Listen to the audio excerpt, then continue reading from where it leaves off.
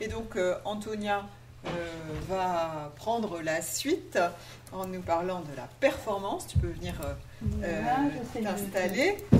Et donc Antonia Rigaud, qui est donc maîtresse de conférence à Paris 3 Sorbonne Nouvelle, a fait donc sa thèse sur John Cage. Donc sa thèse a été publiée à l'Harmattan en 2006 et s'intitulait Pratiques utopiques, études sur l'art de John Cage, qui est un artiste donc complet, poète, musicien, enfin tu nous en diras plus,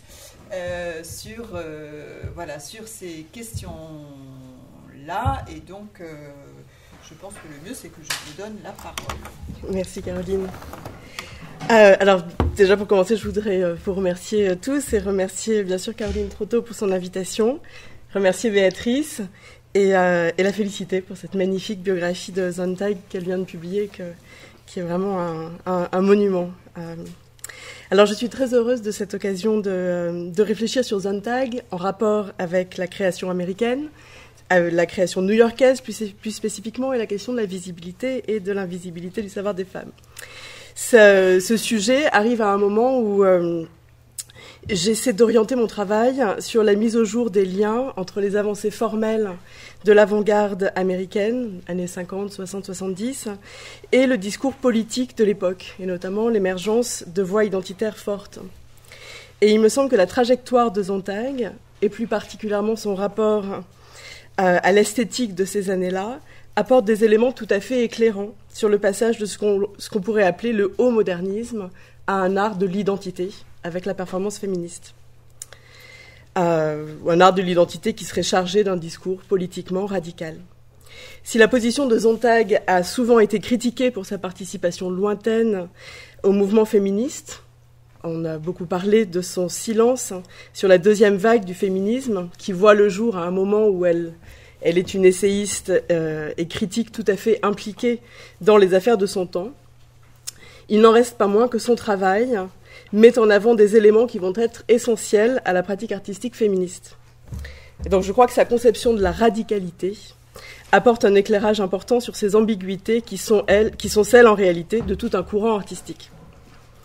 Alors je vais me concentrer sur l'article que Sontag a publié en 1962 sur les happenings, qui me semble être un outil intéressant pour voir cette ambiguïté au cœur de son discours sur la création et sur la place des femmes dans la création.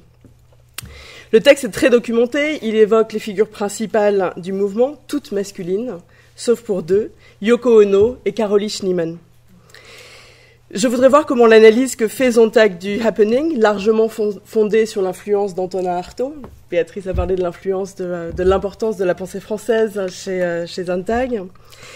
En se concentrant sur l'influence d'Artaud, elle place la pensée d'Artaud au cœur de ce nouveau genre, du happening.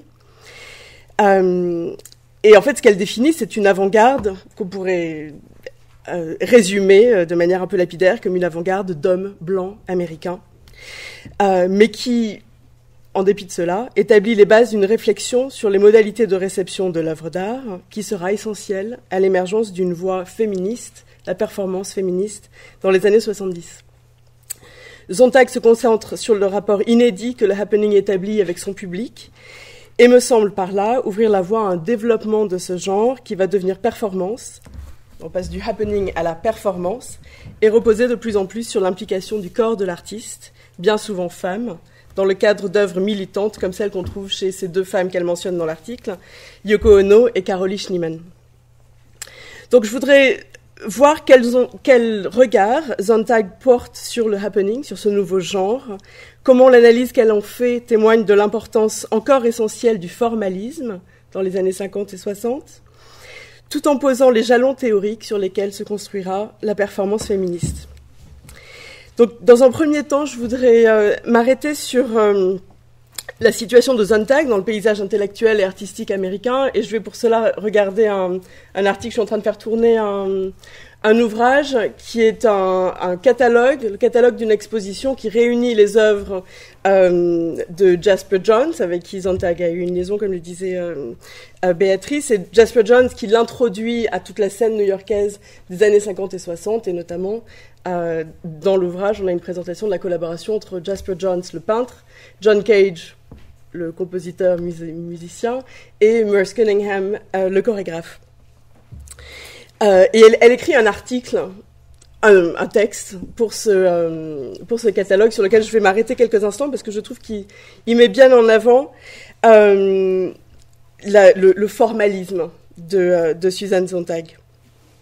Je regarderai ensuite plus précisément ce qu'elle dit sur le happening dans l'article sur le happening qu'elle intitule, qu'elle décrit comme un art de juxtaposition radicale.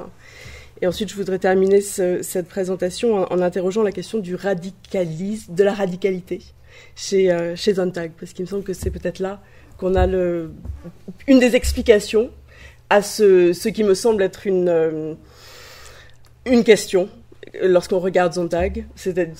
Évidemment, les ponts sont nombreux avec ce que vient de dire Béatrice, mais c'est une voix qui se fait absolument entendre, prescriptrice, qui est tout à fait à l'écoute de ce qui se passe dans le monde dans lequel elle est, qui s'engage contre le Vietnam, etc. Mais il n'y a pas un texte, il y a les notes on camp, mais il n'y a pas les notes on feminist performance. Je trouve que c'est un silence qui est assez retentissant, et c'est ça, en fait, que j'aimerais essayer de regarder aujourd'hui. Comment se fait-il qu'elle ne dit rien sur ces... Enfin, on voudrait qu'elle dise quelque chose sur ça, on s'attendrait à ce qu'elle dise quelque chose là-dessus. Donc je voudrais interroger ça en regardant d'abord peut-être la question de ce qu'elle appelle la nouvelle sensibilité. Et il me semble que ce qui est important avant tout, c'est de situer Sontag et de voir qu'elle appartient réellement au modernisme. Elle est une moderniste encore dans les années 50-60. Donc elle joue un rôle central dans la dissémination auprès du grand public de ce qu'elle appelle la nouvelle sensibilité, ou la sensibilité d'aujourd'hui dans la traduction française. Et la nouvelle sensibilité, ou la nouvelle esthétique qui va faire de New York la capitale des arts dans la seconde moitié du XXe siècle, et où, héritant d'une sensibilité venue des penseurs français, l'art américain se construit autour d'un discours esthétique largement dominant encore aujourd'hui. Francophile affirmé, Sontag joue un rôle important donc dans la transmission de la pensée française aux États-Unis. Son discours critique se fonde sur son immense connaissance de cette pensée-là, la pensée européenne et française. Et schématiquement, on pourrait dire que l'apogée de ce rôle de transmission se joue entre 1966, la publication de Contre l'interprétation, et 1969, Styles of Radical Will, deux ouvrages qui vont être réunis en un dans la traduction en français, L'œuvre parle, qui sera une traduction un peu incomplète, dans le sens où certains articles seront laissés de côté, mais ça va être l'œuvre parle est vraiment l'ouvrage qui réunit cette pensée-là de Sontag sur laquelle je veux m'arrêter dans un premier temps.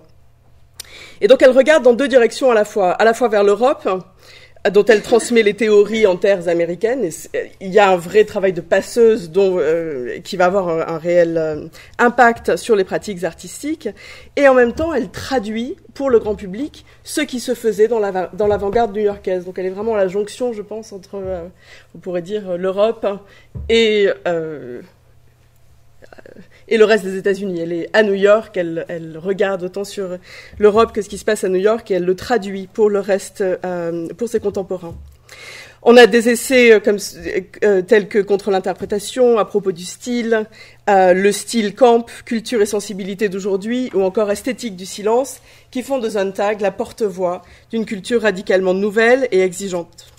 Un exemple suffit peut-être, ce qu'elle dit d'Artaud, qu'elle décrit comme un classique volontairement érigé comme tel par la critique. Elle utilise une expression, j'ai pas retrouvé la traduction en français, je sais pas comment c'est traduit en français. En anglais, elle dit « a world classic », qui me semble être une expression un peu complexe, qui semble suggérer que c'est un monument qui ne fait que parler, en fait, dans le théâtre et son double, de l'importance surtout de ne pas ériger de monuments et de détruire les monuments.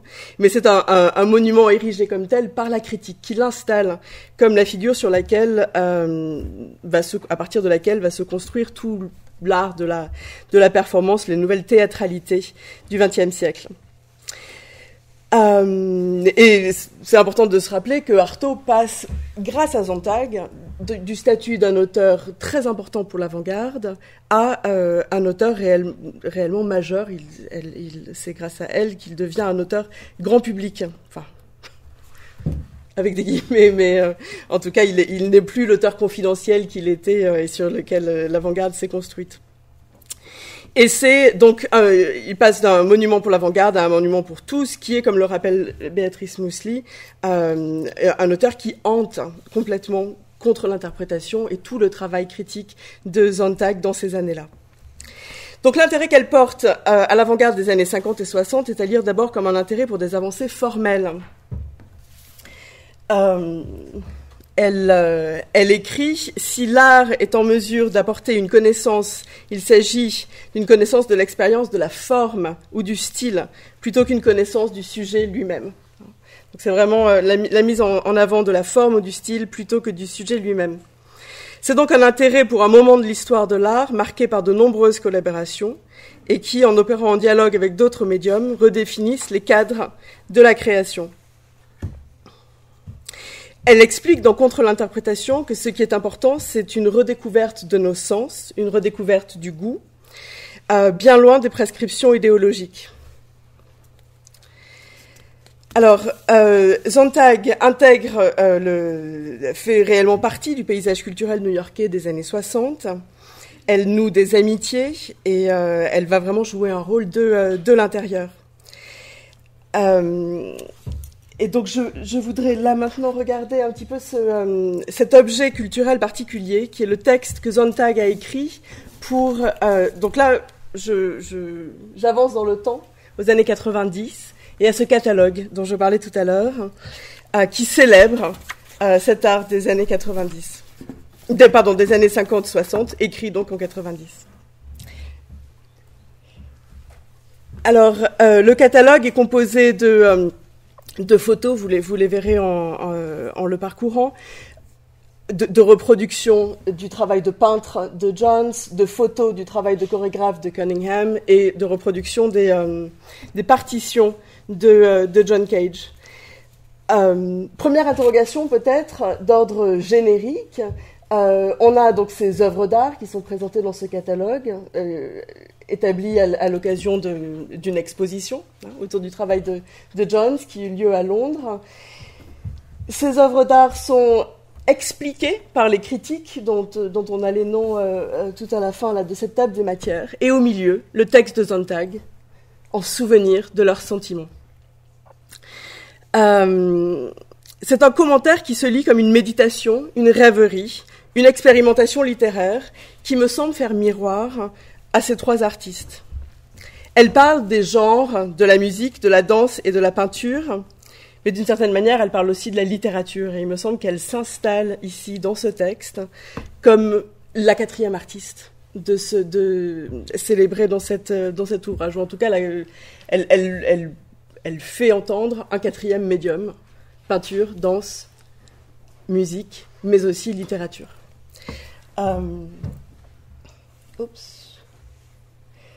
Voilà, c'est l'ouverture de ce texte qu'on peut lire, il me semble, comme un texte à la fois théorique et artistique. Il se lit comme l'ouverture se lit comme une strophe poétique, installant les éléments essentiels de l'œuvre. Et donc elle va poser des questions sur le travail de Jones, sur la collaboration entre Jones, Cunningham et Cage, poser des questions sur l'interaction, la collaboration entre ces trois voix artistiques. Et il me semble qu'en faisant ça, elle installe aussi sa voix comme une voix artistique à part entière. Parce qu'on est vraiment... C'est pour ça que je vous montrais tout à l'heure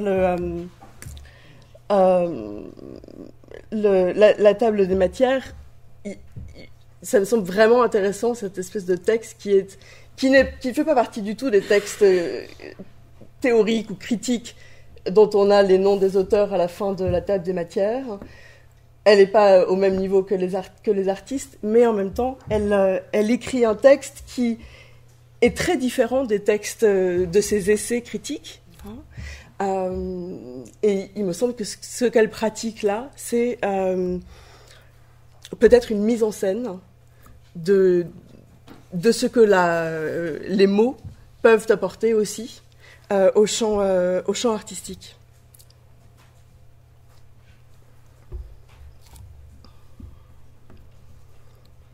Le texte de Sontag est découpé en 10 questions. Elle interroge l'œuvre sans jamais vraiment lui donner d'explication.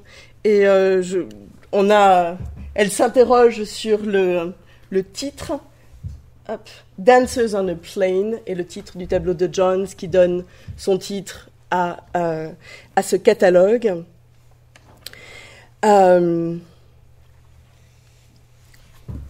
Voilà, un titre sous forme de question qu'elle installe dans son texte. C'est un texte qui va dire, voilà, il y a un danseur, il y a un peintre, il y a un musicien, il y a ces œuvres d'art, mais qui ne va pas les expliquer, qui ne va pas tenir un discours construit sur ces œuvres, comme elle le fait dans les textes dont je parlais tout à l'heure, qui sont traduits en français sous ce titre « L'œuvre parle ». On pourrait parler peut-être du style gnomique de ce texte. Elle creuse l'idée d'une parole critique neutre, fragmentée, discontinue, qui porte le regard du lecteur sur le détail de chacune des œuvres, mais qui, chaque fois, leur laisse le dernier mot. On a le titre, Dancers on a Plane, reste tout aussi énigmatique à la fin de la lecture du texte de Sontag. Ce qu'il reste simplement, c'est cette rêverie, ce souvenir sur leurs sentiments. Elle insiste sur la réalité physique, sur le médium, sur la réalité physique et médiumnique de la musique, de la danse, de la peinture, rattachant chacun de ces 3 genres à 3 couverts. Et ça vient du fait que... Le tableau de Jones, qui est vraiment au cœur de l'exposition et donc le cœur de ce catalogue, vous voyez sur le bord du canevas, sa représentation de couverts. Et donc elle se livre à une espèce d'association d'idées libres sur elle associe la danse au couteau, la musique à la cuillère, la peinture à la fourchette. Elle écrit « La danse comme le royaume de la liberté, c'est moins que la moitié de l'histoire. Qu'est-il arrivé aux cuillères ? Elles ne sont donc pas de bruit, les cuillères. Des bruits plus doux, de la musique. On fait de la musique avec 2 cuillères. Pas avec 2 fourchettes, pas avec 2 couteaux, avec des cuillères, de la musique. » Je voulais m'arrêter sur ce texte en ouverture parce que je le trouve un peu hors norme dans la production de Sontag. Et d'abord, je trouve qu'il dit quelque chose d'intéressant sur la question de la collaboration. Elle se voit comme critique, mais là, je trouve qu'elle se voit et elle se présente comme poète, comme artiste à part entière, une membre de l'école de New York, de cette avant-garde new-yorkaise, qui fait retour sur son travail dans les années 50 et 60, au début des années 90, et qui revient et qui célèbre cette époque. On peut considérer qu'en souvenir de leurs sentiments, le texte de Sontag est un hommage qui repose à la croisée entre création littéraire et mise en pratique d'un discours critique. Mais ce discours critique, il me semble que ce qu'il faut en retenir, c'est l'insistance lorsque Sontag parle des analyses ou n'interprète pas, mais analyse les œuvres, ce qui ressort toujours, c'est ce qui est unique dans la nature du médium. Et ça, c'est une vision extrêmement qui nous ramène au début du XXe siècle et vraiment au modernisme, aux avancées modernistes, formalistes, qui cherchent absolument à trouver la pureté du médium. Alors, je voudrais juste rappeler à ce propos-là, je parle de formalisme à propos de Sontag, et donc c'est-à-dire son intérêt pour non pas beaucoup moins pour le contenu des œuvres que pour leur forme, les avancées au niveau de la forme. Mais il est quand même important de rappeler que Sontag demande dans le texte à propos du style, demande à ce qu'on ne l'accuse pas de vouloir revenir au formalisme. Elle dit cette qualification, le formalisme, serait à réserver aux seules œuvres d'art où sont appliquées de façon machinale des règles esthétiques démodées et vieillies. Donc, lorsque j'emploie le terme de formalisme pour parler de Sontag, c'est plutôt pour parler de ce qu'elle appelle l'expérience de la qualité des formes particulières de la conscience humaine. La qualité des formes particulières de la conscience humaine.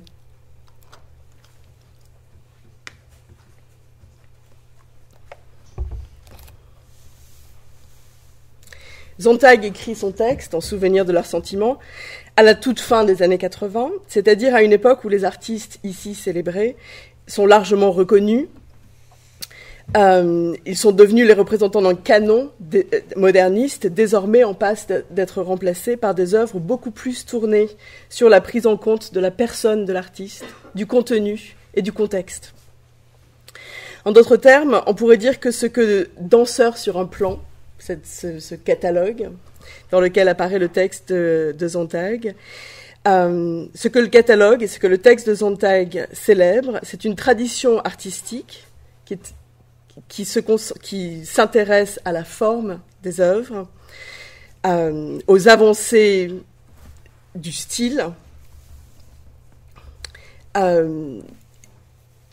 mais ce qui est intéressant, c'est que c'est une tradition qui a donné naissance à une autre tradition bien différente, mais qui se fait jour dans les happenings et qui fait du corps de l'artiste le médium, en ouvrant l'art à des considérations d'ordre identitaire.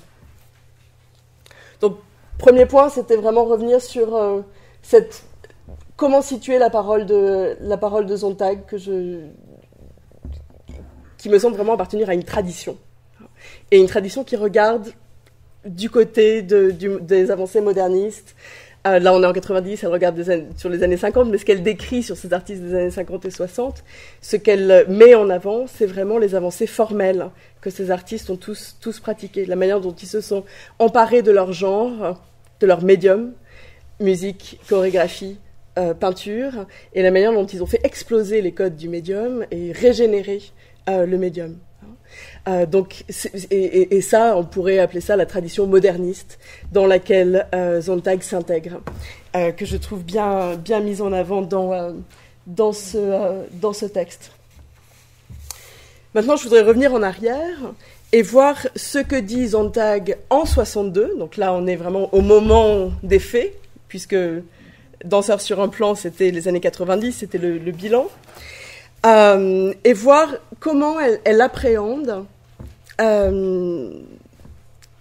ces avancées formelles dans les années 60. Et donc je voudrais ici m'arrêter sur un exemple très concret, celui donc du texte écrit en 62 sur le happenings. Alors elle intitule son titre, la traduction littérale du titre, c'est Happenings, un art des juxtapositions radicales. Et le texte est traduit en français par un art des confrontations radicales. Et je vais revenir là-dessus. Je trouve qu'il y a beaucoup à redire sur la traduction du texte, qui omet des tas de choses, qui fait des erreurs. Bon. Mais en même temps, ce terme de confrontation, en fait, je crois, capte bien ce qui est au cœur de ce qu'elle dit et de la manière dont elle appréhende ce qu'on a appelé le tournant performatif.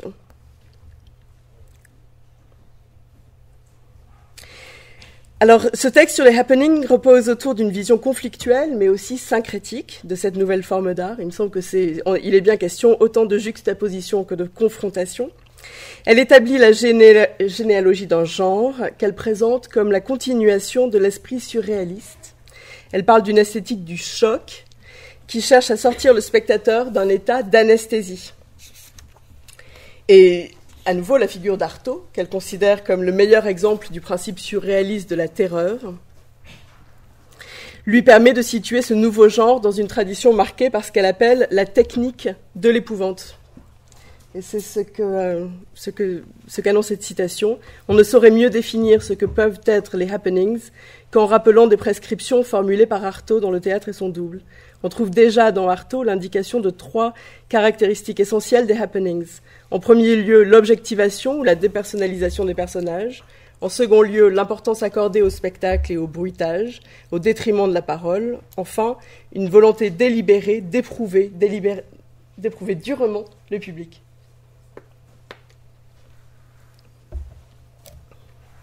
Alors, je voudrais m'arrêter un moment sur l'histoire qu'écrit Sontag sur le happening. Et c'est une histoire essentiellement masculine.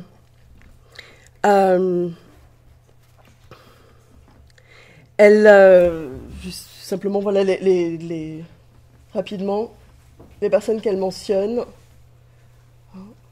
On a 2 femmes dans ces 9. Donc le paysage des happenings, c'est le paysage de créateurs new-yorkais, américains, blancs. Juste pour faire retour rapidement, elle trace la filiation du happening avec jusqu'à Alan Caprow, qui est la première personne qui a utilisé ce terme de happenings. Mais derrière Caprow, il y a la figure de John Cage, qui avait enseigné à pas mal de ces personnes dans les Alan Caprow, je vais dans le mauvais sens. Dick Higgins, Al Hansen et Yoko Ono ont assisté au cours de John Cage et il a vraiment été absolument essentiel dans leur cheminement intellectuel et dans la mise en place de ce nouveau genre. Et en fait, on entend souvent dire que John Cage a été en fait le créateur des happenings. Il crée en 1952 une œuvre qu'il appelle l'événement. 1952, c'est un moment très important pour John Cage puisque c'est l'été où il commence en créant cette œuvre. Là, vous voyez simplement un diagramme qui présente le public. Et donc les œuvres d'art avaient lieu dans les allées entre les endroits où était assis le public. Donc les triangles représentent le public. Ça, c'est 1952, à Black Mountain College, une université extrêmement progressiste, un peu au milieu de nulle part en Caroline du Nord, et où se réunit toute l'avant-garde new-yorkaise, enseignants comme étudiants. Alors, je mentionne ça simplement parce que je vais revenir tout à l'heure sur la question de l'engagement politique ou de l'absence d'engagement politique. Et il me semble qu'elle est très très bien illustrée chez Cage. Peut-être que les problèmes que j'ai avec Sontag sont aussi les problèmes que j'ai avec Cage, qui est lui aussi particulièrement silencieux sur les questions de son temps. Voilà, donc je disais 1952, un moment important, c'est aussi l'été où Cage produit ce qu'on a appelé son morceau silencieux, 4 minutes 33, qui sont 4 minutes 33 de silence, où le but de l'œuvre pour Cage, c'était de réunir son public autour d'un moment de silence, un pianiste au piano qui ne joue aucune note, simplement pour apprendre à son public, c'est une œuvre très didactique je crois, apprendre à son public que la musique est partout, qu'il n'y a pas de silence, et que l'œuvre d'art, en fait, n'existe pas dans un cadre, mais existe partout, qu'il suffit simplement d'être à l'écoute des sons qui nous entourent. Voilà, alors je mentionne ça simplement pour faire un petit retour en arrière, expliquer d'où viennent quand même ces happenings, parce que c'est Caprow, mais c'est surtout avant ça, je crois, les réflexions de Cage sur l'œuvre d'art et sa recherche d'une ouverture de l'œuvre d'art, de la fin des séparations entre l'œuvre et la vie. Elle insiste sur ces œuvres d'art, le collage est une forme ce que Sontag met en avant sur le happening, c'est l'importance du collage. C'est ce qu'on voit déjà dans le titre de l'œuvre de Alan Caprow. 18 happenings en 6 tableaux. Il y a un collage, il n'y a pas de hiérarchie. C'est une cacophonie concertée, une série d'actes, tous ayant une part égale dans l'œuvre. Donc Sontag insiste sur le sérieux de l'entreprise, notamment à travers l'absence d'improvisation, quelque chose qui est important et qui évoque une maxime de Cage qui est presque devenue un poncif de l'avant-garde des années 60, de cette époque-là. John Cage disait à ses musiciens, permission accordée, mais pas de faire ce que bon vous semble. Et c'est aussi un élément très important des happenings, c'est-à-dire qu'on a l'impression qu'il se passe n'importe quoi et que tout le monde fait n'importe quoi, mais en même temps, c'est extrêmement codifié et répété. Et là, par exemple, on a les notes de Caroline Schneemann sur une œuvre dont je vais parler tout à l'heure. C'est pas que, enfin, c'est pas du n'importe quoi, c'est un désordre particulièrement réfléchi et travaillé. Voilà, alors, donc c'est une analyse formaliste que fait Sontag, principalement dans le texte, mais en même temps, elle laisse la place à une autre lecture du happening qui va du côté de la performance et donc du rapport avec de l'œuvre dans son contexte. L'analyse formaliste à laquelle se livre Sontag se fonde sur une redéfinition du rôle du public. Elle annonce ce qui doit nous frapper le plus dans le happenings, c'est la façon dont le spectacle maltraite, car c'est le terme, le spectateur. Elle clôt son article en expliquant le bouc émissaire, c'est le public. Donc on est bien dans la lignée d'Artaud et de la violence imposée au public par le spectacle. Elle explique, le spectacle semble tout entier conçu pour se moquer et abuser du public. Des acteurs aspergent d'eau l'auditoire, lancent dans sa direction de menus piécettes ou de la poudre à éternuer. L'un d'eux va faire un tintamarre assourdissant en tapant à coups redoublés sur une grosse caisse, etc., etc. Son analyse évoque ce que disait Blanchot au sujet d'Artaud. Ce qu'il dit est d'une intensité que nous ne devrions pas supporter. Et il y a vraiment quelque chose qu'elle met en avant, c'est le côté extrême de ces happenings dans leur maltraitance, dans ce qu'ils imposent au public.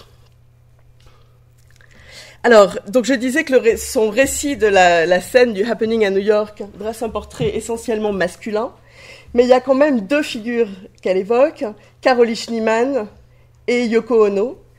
Et je voulais juste rapidement mentionner leur travail. Ce sont des artistes qui se considèrent comme des artistes féministes, qui créent, toutes les deux en 1964, des œuvres qui marquent les débuts de la performance féministe. Meet Joy pour Caroline Schneemann et Cut pour, dans le cas de Yoko Ono. Et il me semble que ces 2 œuvres illustrent très bien cette violence inhérente aux happenings que Sontag met en avant dans son texte. Meet Joy, pour commencer, est une performance jouée par 8 personnes en sous-vêtements qui reçoivent des morceaux de viande et de poisson apportés par une 9e personne. Une règle régit la performance. Les morceaux de viande et de poisson ne doivent pas toucher le sol et chaque performeur doit les garder sur son corps ou les transmettre à un autre protagoniste. Caroline Schneemann présente la performance d'une manière qui évoque ce que dit Sontag sur Artaud. Elle explique, à l'origine de ce qu'on appelle l'art de la performance, il y a la spontanéité, la physicalité. Et avec cette œuvre-là, et je crois que c'est encore plus apparent dans le Cut de Yoko Ono, le médium de l'œuvre devient littéralement, le corps de l'artiste devient littéralement le médium sur lequel l'œuvre se construit et se développe.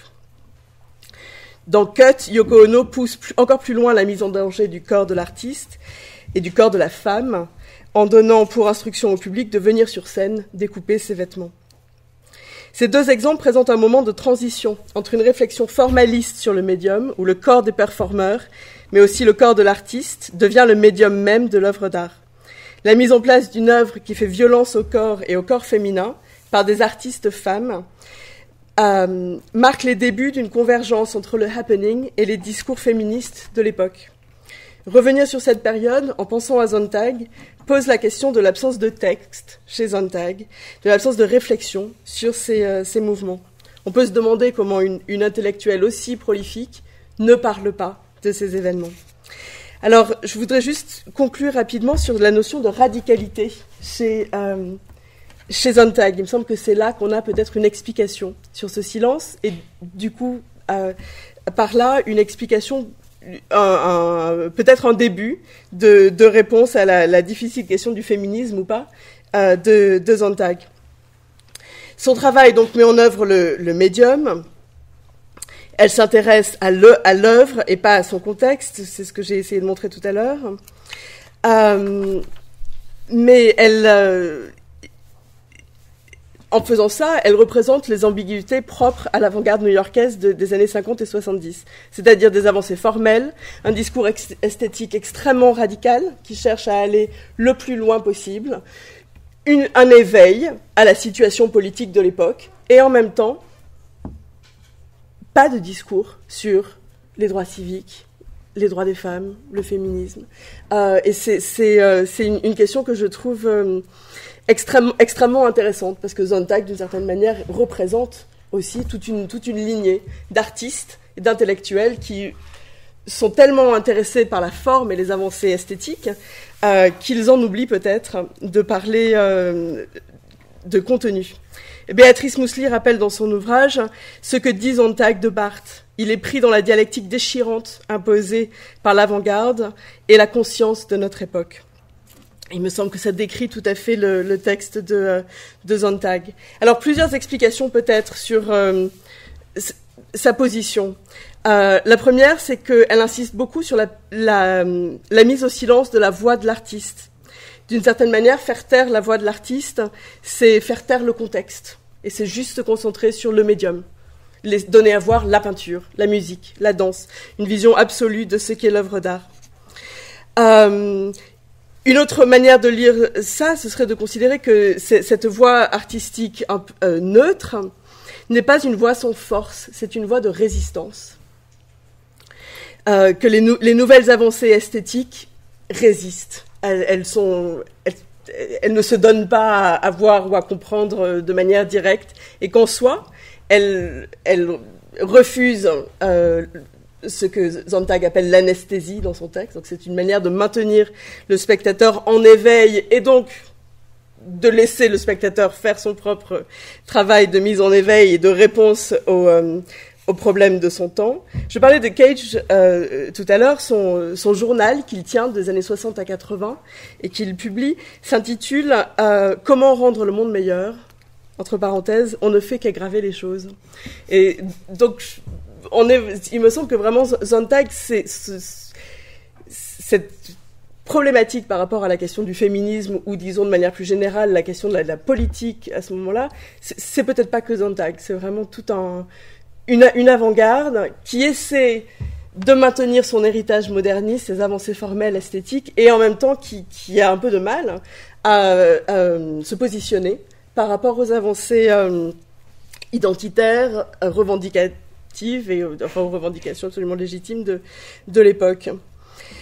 Voilà, donc peut-être que la chose à retenir de ce que dit Sontag, c'est cette notion de radicalité qu'il y a dans le titre. Happenings, un art de la juxtaposition radicale ou de la confrontation radicale. C'est ce qu'on retrouve aussi dans le titre Styles of Radical Will qu'elle publie en 1969. C'est-à-dire donner une valeur absolue à l'art et par là installer une sorte de radicalité dans l'œuvre d'art. Dans son entretien sur le féminisme, qu'évoquait Béatrice tout à l'heure, Sontag oppose radicalisme et réformisme. Et elle se place du côté du réformisme, en situant bien donc son radicalisme à elle du côté de l'esthétique. Un autre moment peut-être, juste pour finir, Sontag s'oppose assez violemment à Adrienne Rich, la poète féministe. Adrienne Rich reproche à Sontag de pratiquer un féminisme qu'elle décrit comme un exercice intellectuel, mais pas l'expression d'une réalité ressentie. Rich lui dit, c'est une pratique intellectuelle, mais vous ne ressentez pas la question du féminisme.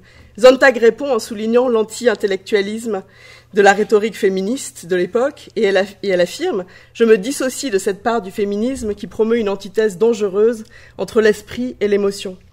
Une position qui se veut résistance à tout essentialisme, qui refuse la violence d'un discours identitaire univoque. Il me semble que le radicalisme de Sontag est à chercher du côté à la fois d'une vision absolue de l'œuvre d'art, une vision qui ne s'oppose pas à des pratiques féministes, mais qui s'intéresse avant tout à la vérité de la voix, à la radicalité de la voix qui s'exprime. Merci.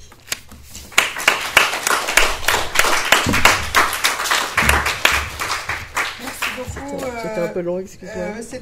On n'a pas vu passer le temps. Donc vraiment merci beaucoup Antonia, parce que c'était passionnant et je crois très complémentaire avec ce qu'avait fait Béatrice, vraiment des approches différentes et stéréophoniques qui donnent quand même des moyens d'entrer dans l'œuvre, la pensée de Sontag, toute une époque. Ça fait beaucoup d'écho avec le travail d'Olivier sur l'école de New York. Donc je crois qu'il y a vraiment des questions qu'on va se poser très fortement autour de la question de la performance à travers une journée qui est organisée par Juliette Bertrand qui est là et Carole Alini au mois d'avril sur la performance des femmes dans les années 60. Donc je crois que c'est vraiment extrêmement riche et bon, je ne veux pas tellement reprendre la balle au bond parce que en plus c'est pas tellement mon terrain de spécialité, donc je ne voudrais pas dire des bêtises, mais je suis quand même assez frappée par finalement ce que tu as montré de multiples manières, Antonia, et que Béatrice avait aussi montré d'une certaine manière, c'est quelque chose d'assez oxymorique, hein, cette espèce de façon de faire jouer ensemble des choses contradictoires ou contradictoires à certains égards, mais qui ne le sont pas à d'autres, et qui font toute la force polémique, finalement, de l'existence de l'intellectuel au sens moderne, mais qui font aussi toute la richesse de l'œuvre de Sontag. Et finalement, donc dans moi, les œuvres que j'ai lues pour préparer finalement cette séance, il y a ce très beau roman, L'amant du volcan, que j'ai trouvé très très intéressant et qui résout d'une certaine manière, de manière artistique, exactement ces problèmes que tu poses, c'est-à-dire que là, il y a une approche formelle et qui est en même temps une approche extrêmement simple. C'est-à-dire que c'est un roman historique sur la fin du XVIIIe siècle, sur Lady Hamilton, donc une femme qui fait du tableau vivant, on dit plutôt à l'époque que de la performance, mais on est quand même dans quelque chose qui a un rapport et toute une question de la révolution qui arrive à Naples. Enfin, on a toutes ces questions historiques, artistiques, et la manière dont elle règle son roman historique en effaçant pas du tout la voie narrative.